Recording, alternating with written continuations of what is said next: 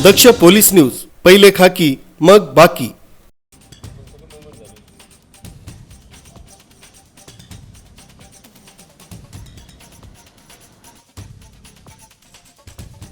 पंचवटी परिसरात पुन्हा गुन्हेगारीनं डोकं वर काढल्याचे चित्र आता दिसून येत आहे। पंचवटी कारंजा पोलीस चौकीपासून जवळच मध्यरात्रीच्या सुमारास नरोत्तम भवन समोर दोन युवकांमध्ये मारामारी झाली।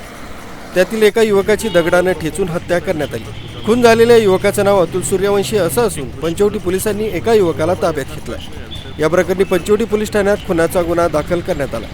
पुढील तपास पोलीस करीत आहेत। पोलीस यंत्रणा कायदा आणि सुव्यवस्था राखण्यात अपयशी ठरल्याचा आरोप नागरिकांमधून केला जातो। प्रकाश दुर्वे, दक्ष पोलीस न्यूज, नाशिक।